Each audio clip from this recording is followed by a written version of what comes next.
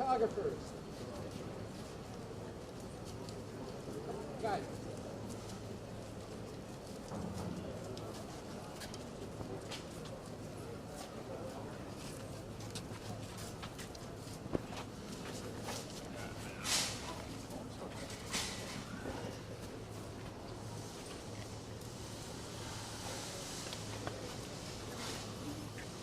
All right, everyone, stand back. You got your phone back. Everybody, today it's an honor for me to be here with the governor and the mayor in New Orleans. We're obviously visiting the site of the terrorist attack that happened here on Bourbon Street and paying respect to the 14 victims and their families and the loss and the tragedy that was felt here. Lives were changed forever. And a lot of these individuals that you see standing behind us were here on people's very worst days. They lost people that they loved and will never be the same. For us to always remember that.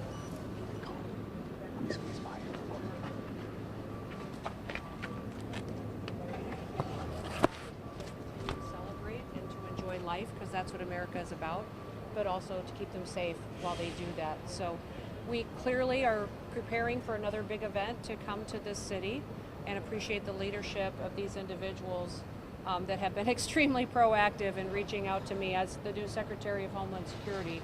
The Super Bowl is the biggest Homeland Security event that we do every single year, and this will be the 11th time that New Orleans has hosted that event. And we plan for it to be an exciting event, one that will be safe, that we will have the best team win, but also that people come here, have a memorable experience, that they'll be able to go home and be able to appreciate the fact that this city not only welcomes people and takes care of them on their worst days, but also allows them to come back and to be safe. What I'm going to ask is everybody respect your law enforcement officers, that you respect public safety. We are a nation of laws, and there's consequences for breaking those laws. So as we go forward and we plan big events like this, we are going to make sure that we have safe events and that we're partnering together with federal agencies, with state agencies, and with local agencies. So that is one of the things that I plan to do, is put forward a blueprint for how we communicate to each other. We've seen failures across the country of agencies not talking well and not working well, and it's just not going to happen anymore, not on my watch. So we will have clear communications where everybody's on the same page all the time, regardless of what level of government bureaucracy we're at. That's going to go out the window, and we're going to make sure that the events that we plan are in the best interest of the public. So with that, I'll open it up to the governor, and then we'll let the mayor say a few words, let you guys ask some questions. Yeah, again, I want to thank Secretary Noem for coming and spending some time on Bourbon. Again, our hearts go out to the victims and their families.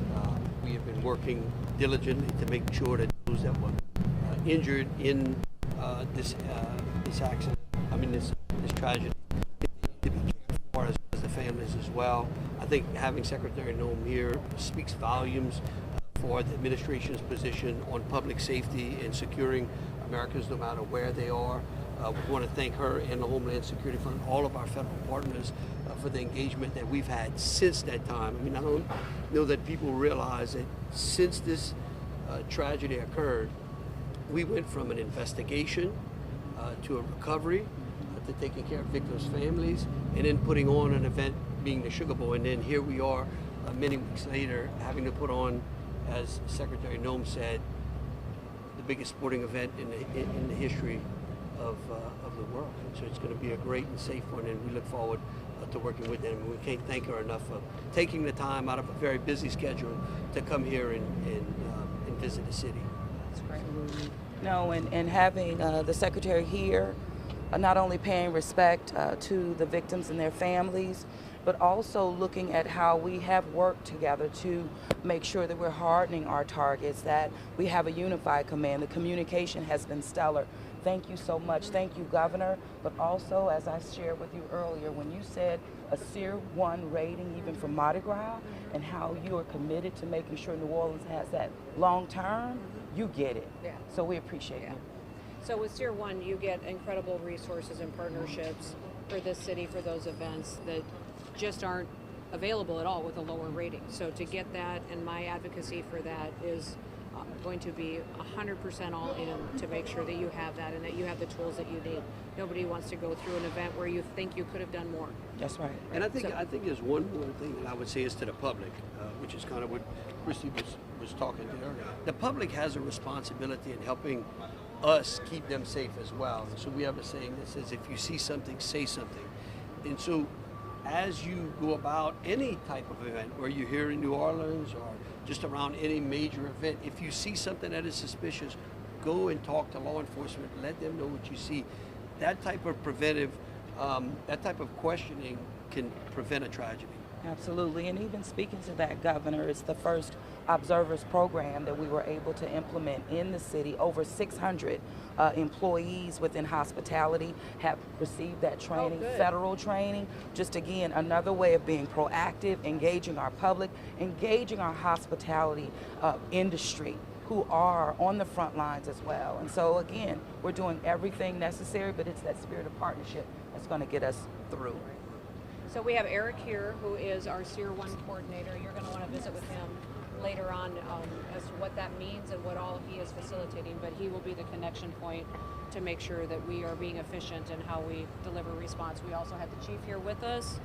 We have several other leadership teams here that have been very important to making sure that we're making the right decisions going forward. But I want to open it up to your questions. Right now, we've probably got time for 2 or 3 questions. Madam Secretary, please. Madam Secretary from Mexico. Yes, sir. Breaking news today. Yes. Donald Trump talked to President Sheinbaum, and they, by the way, Francisco Villalobos from Yes. Televisa Mexico, I apologize, ma'am. They came to an agreement. They hold on to the To avoid the tariffs? They're going to extend for a month. Mexico committed to some certain national security commitments with the border. I wanted you to have the opportunity to comment about that. And also, if you don't mind, I saw you meet the press yesterday, ma'am. You did a great job. Thank you. And if you could please reiterate to the millions of Spanish-speaking folks at the cities that no peaceful, undocumented immigrant or criminal alien, whatever you want to call it, is going to be sent to Guantanamo Bay. Listen, we're going after the worst first. And we are building out our capacity at Guantanamo Bay. Right now, that is where the worst are going. We have only a handful of individuals there now, but we will build out those facilities to have a capacity there to meet our needs. But I think it's fantastic that the President of Mexico has come on board, and that should send a message to every other country. This president, when he says something, he means it. That he wants cooperation. He wants people to come to the table, and it will be better for your people, and it will be better for the United States of America. Listen, we are the leader of the free world. And so when the president says he will threaten tariffs, he will threaten ending programs, because in order to keep us safe, that it's best to come to the table and talk to him about what we can do that's better to build a relationship with these countries. So if you're here legally as a citizen of the United States, there is no concern for you whatsoever. If you are here and you're undocumented, just know that American citizens have to follow the law. And so do people that aren't American citizens. We're a nation of laws. So it would be better if you cooperatively worked with us so we could find a solution. And listen, members of Congress have the opportunity to change the law every single day. I would encourage members of Congress to get something done. They've been talking about this for decades, and they suck in the fact that they have not come up with a solution. So if they really want to have something that's done appropriate in this, I will work with them to come up with a solution for those hardworking people that live here in this country that really do love America. They just want to be citizens. My job is to run also the legal immigration system, and I got to fix that. It takes years to get here.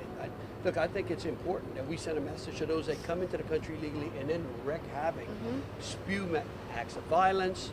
I mean, just break our laws and then believe that they can continue to just go about their day, continuing to wreak criminal activity in these cities with no consequences. And so I believe I support the president for going after them and making sure that we put them in a place that's off of our streets. So listen, I do not. The enhanced security zones, my understanding is that coolers are banned. Can you explain, are concealed weapons also banned?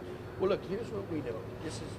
First of all, we have created an enhanced security zone, which we put out on the map. We have restricted coolers because, again, we saw that was something that the terrorists used on here. You had 2 IEDs that were placed.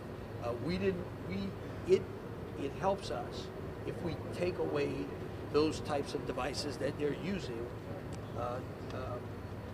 in their acts. And so we restricted coolers, and we're making all prohibited. There are some items that shall be subject to search. Secretary Noem. One more question. and then Secretary that's it. Noem, Secretary Yes, Noem, sir. please. Concealed After this event happened, President Trump, he was president-elect at the time, tweeted out hours after it happened that this is the reason why we need to close our borders. We found out that the suspect who was killed was an American citizen. How important is messaging now that you are running Department of Homeland Security? How There's important nothing is the messaging? president tweeted that was wrong. It was He made an implication that it had something to do with the Okay, illegal well, borders. he made an implication that a lot of people are reading a lot into. There's nothing in that tweet that was not truthful. And for this event here, we know who the person is that perpetuated this violence, and we're going to do our very best to make sure that we're identifying homegrown terrorism as well. That's the one thing that overwhelmingly has happened in this country is we've seen a rise in events like this where the individual was actually an American citizen that actually, had issues going on that we need to address and figure out why that's happening and what those trends are. So this is not the time for politics, people. Let's just keep people safe, all right? Let's get over whatever was said in the past, get past yourself, and let's do what we can to make this country safe. All right, moving on. Thank you for being here. Now, Secretary, Mexico to the partner. Oh, my defense. Done.